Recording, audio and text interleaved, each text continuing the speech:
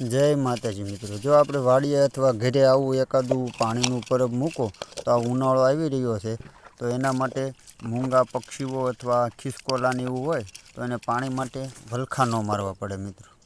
એના માટે આપણે અગાઉથીને જ આ ઝાર એની હાટું લણીને રાખી હતી. એક કેરો આપણે એની હાટું પક્યો હતો મિત્રો.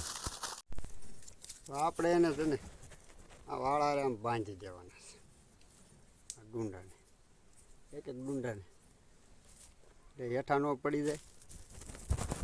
હેઠા પડી જાય પાછા હેઠે મીંદડું બીંદડું આવે તો જે પંખી અથવા ખિસકોલીને એવું કાંઈ હોય તો એને કાંઈ આપણે વાળેથી આવા જુડા કરીશું અને આપણે પછી એને ટીંગાડી દેવું.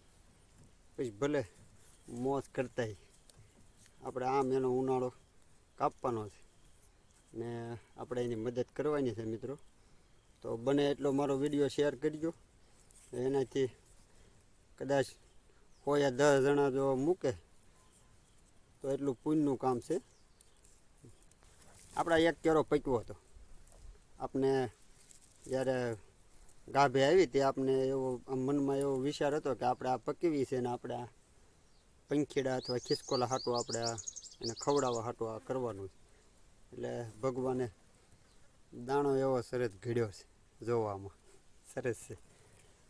એના ભાગનું હોય ને ભલે દાપતા આપણે આજે આવા જુડા કરીને ત્યાં પરબ પાસે ટીંગાડી દેવું. ખરેખર મિત્રો આપણે જે પરબ મૂક્યું હતું એ મહેનત આપણી રંગ લાવી છે.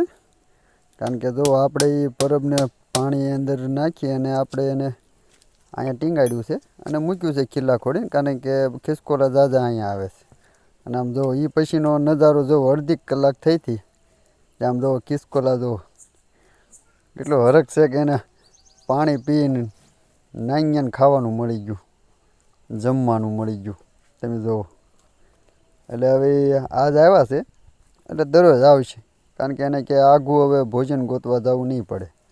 તો મિત્રો મારી ચેનલને ફોલો કરજો અને બને એટલું શેર કરજો.